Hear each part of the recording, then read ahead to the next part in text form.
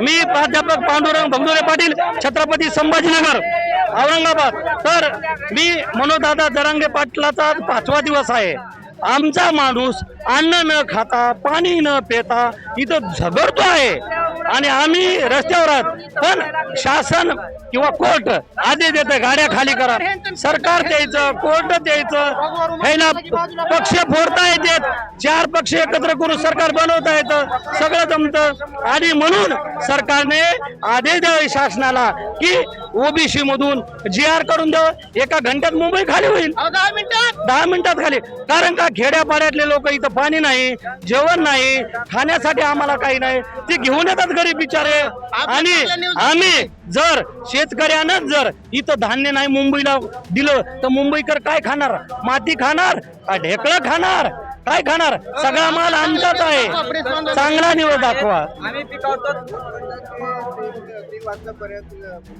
नाही तोपर्यंत उपाशी राहायचं का? तोपर्यंत उपाशी कसं राहायचं? खाण्याचं हो का? भाकरी ठेसा, चपात्या, पाणी प्यायला लागेल का नाही? हे सगळं लागणार आहे ना, ते खाणं झाल्याशिवाय।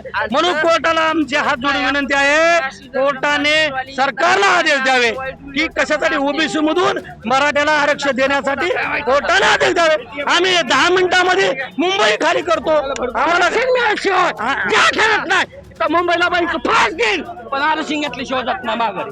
तुम्ही किती लावत ताकद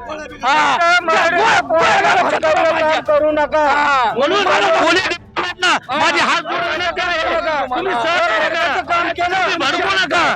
पोलीस डिपार्टमेंटला सगळे सहकार्य करतात, अतिशय शांततेत आहोत। पोलीस डिपार्टमेंट सहकार्य करा।